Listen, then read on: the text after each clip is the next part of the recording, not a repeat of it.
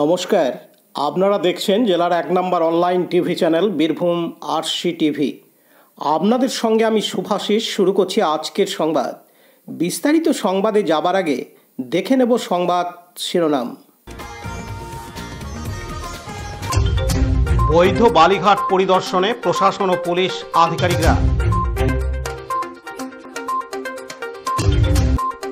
গভীর রাত্রে সোনার দোকানে দুঃসাহসিক চুরি মোড়ারোয়ে।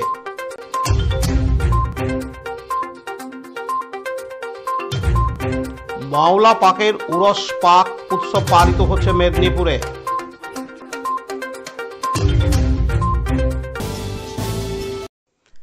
গত কয়েকদিন আগেই খয়রাশোল ব্লকের কাকরতলা থানার জামালপুর গ্রামে বালির তোলাবাজিকে কেন্দ্র করে দুই গোষ্ঠীর বোমাবাজির ঘটনা ঘটে। উত্তপ্ত হয় সারা এলাকা। এই ঘটনার পর সরিয়ে দেওয়া হয় কাকরতলা থানার ওসিকে। এখন এই থানার চার্জে রয়েছে দুবরাজপুরের সিআই শুভাশিস হালদার। শুরু হয় ধরপাকড়। এরপরেই দেখা যায় বীরভূমের বিভিন্ন ব্লক ও থানা এলাকায় নদীর বৈধ বালি তোলার ঘাটগুলি পরিদর্শন করছেন প্রশাসনিক ও পুলিশ আধিকারিকরা। সেরকমই দুবরাজপুরের অজয় নদের 3টি বৈধ বালিঘাট পরিদর্শন করলেন দুবরাজপুর ব্লক ও পুলিশ প্রশাসন। অবৈধ বালি পাচার রুখতে অজয় নদ এলাকায় দিনভর চলল ড্রোনের সাহায্যে নজরদারি। সরজমিনে হেঁটে ঘুরে দেখলেন এবং কোথায় কী অবস্থা রয়েছে তা চাক্ষুষ করলেন প্রশাসনিক ও পুলিশ আধিকারিকরা। এমনিতেই দুবরাজপুর ব্লকের অজয় নদের যে গতিপথ রয়েছে তার একদিকে রয়েছে বীরভূমের খয়রাশোল ব্লকের সীমানা, অন্য প্রান্তে রয়েছে বীরভূমের ইলামবাজার ব্লকের সীমানা এবং অজয় নদের উল্টো দিকে রয়েছে পশ্চিম বর্ধমান, যার ফলে এই এলাকাটি খুবই গুরুত্বপূর্ণ। নিজস্ব সীমানা সব ঠিকঠাক রয়েছে কিনা তাও এদিন দেখে নেন প্রশাসনিক ও পুলিশ আধিকারিকরা। এদিন অজয় নদে বৈধ বালিঘাট পরিদর্শনে ছিলেন দুবরাজপুরের বিডিও রাজা Adak, দুবরাজপুরের BLRO Manoj Kumar Pal, DSP crime প্রতীক রায়, দুবরাজপুর থানার ওসি আবরোজ হোসেন প্রমুখ।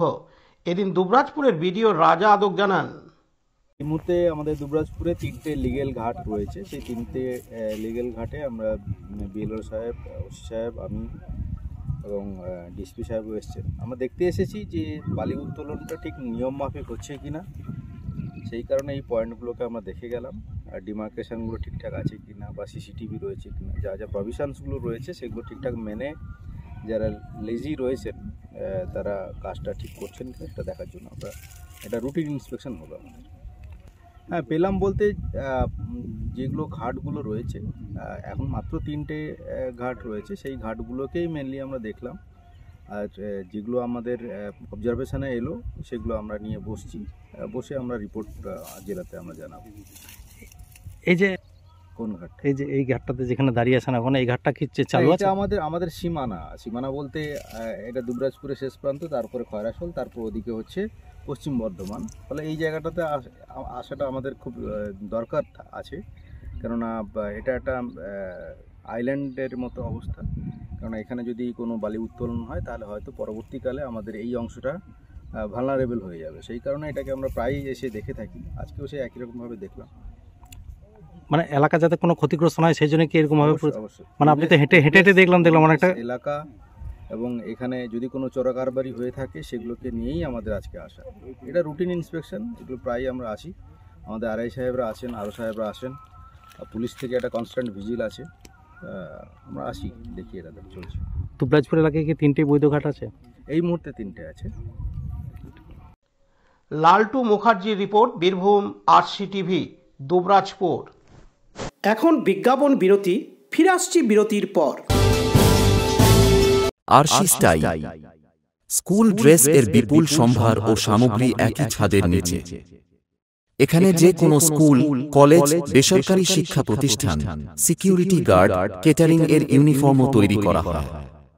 এখানে প্যান্ট, শার্ট, স্কার্ট, জুতো, মোজা, সোয়েটার, ব্লেজার, টুপি, বেল্ট, টাই, জলের বোতল, টিফিন বক্স ও অন্যান্য ইউনিফর্ম সেলাই ও সাপ্লাই করা হয়।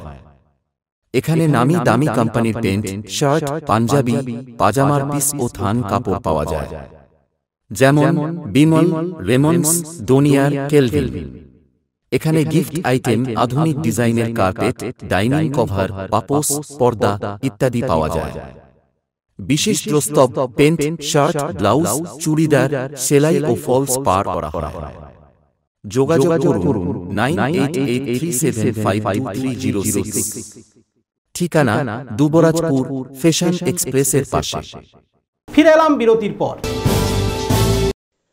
মঙ্গলবার 18 ফেব্রুয়ারি গভীর রাত্রে বীরভূম জেলার মুরারই 1 নম্বর ব্লকের অন্তর্গত বাসলো স্টেশনের কাছেই সমরপুরে দুটি দোকান চুরি করে দুষ্কৃতীরা। দুটি দোকানেই দোকানের তালা ভেঙে দুঃসাহসিক চুরি করে দুষ্কৃতীরা। শুধু তাই নয়, পরপর দুটি সোনার গয়নার দোকান চুরি করে দুষ্কৃতীরা। জানা যায় দোকান মালিকদের নাম একজন বিলাস পাইন এবং অপরজনের নাম হরিরঞ্জন পাল। খবর দেওয়া হয় মুরারই থানার পুলিশকে। মুরারই থানার পুলিশ সরজমিনে তদন্ত করে এবং দোকানদারদের ভালোভাবে তদন্ত করা হবে বলে আশ্বাস দেন। এদিন সোনার দোকানের মালিক বিলাস পাইন জানান, আনুমানিক রাত্রি 2 থেকে 2:30টার সময় প্রায় 6 লাখ টাকার মতো গয়না চুরি করে নিয়ে পালিয়েছে দুষ্কৃতীরা। এদিন তিনি আরও জানান, বিলাস পাইন কি ঘটনা ঘটেছে? দোকানে চুরি হয়েছে। কিসের দোকান? সোনার দোকান। আনুমানিক কত টাকা চুরি গেছে? তাও 6 লাখ টাকা।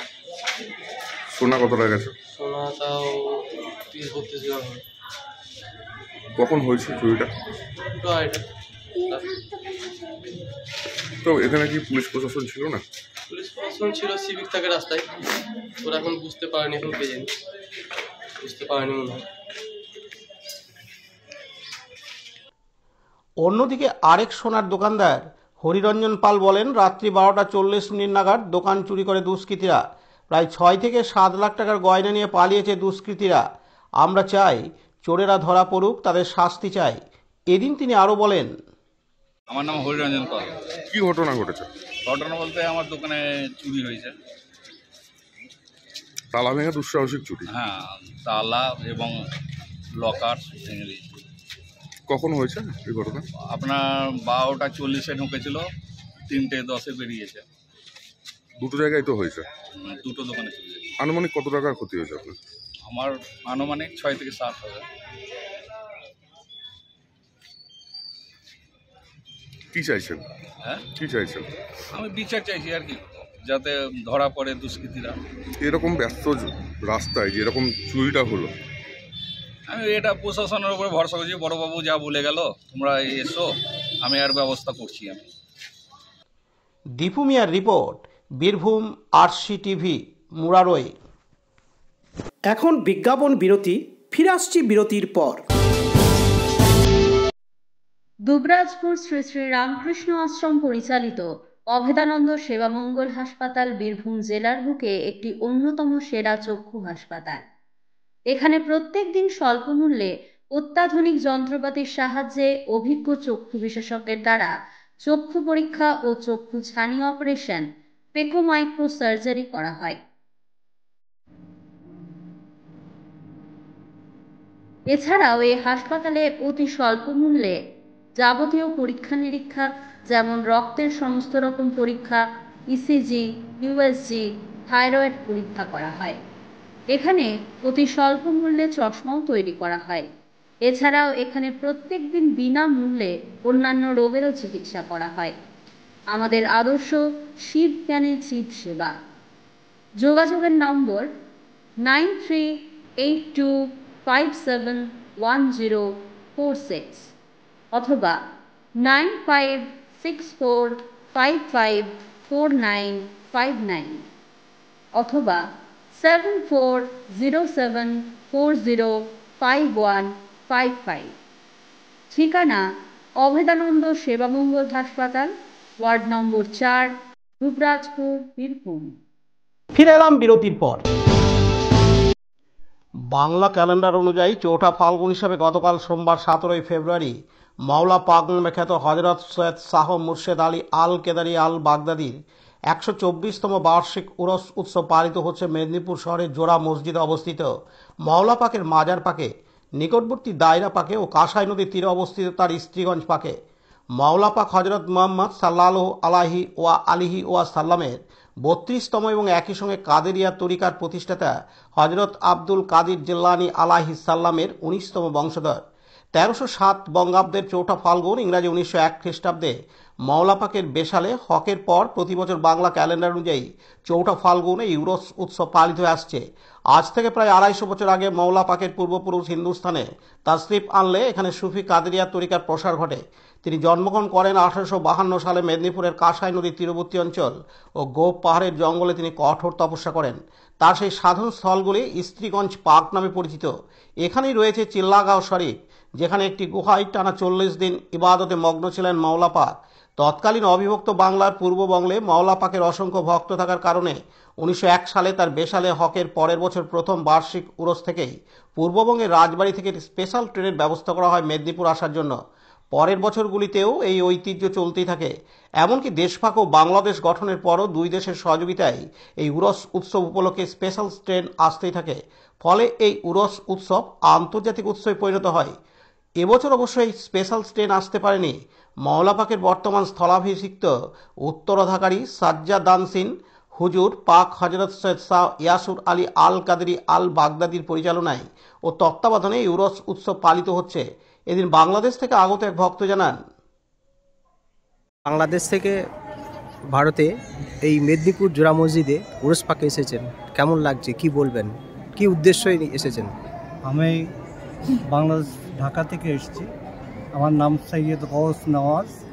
আমি মওলাপাকের এই উরস পাকে এসেছি।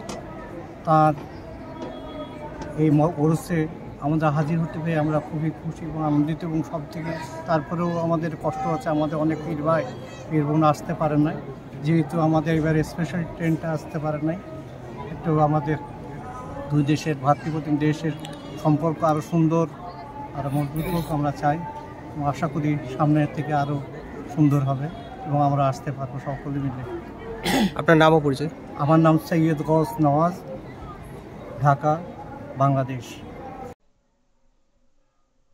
কাজী আমিরুল ইসলামের report, Birbhum RC TV, Medinipur.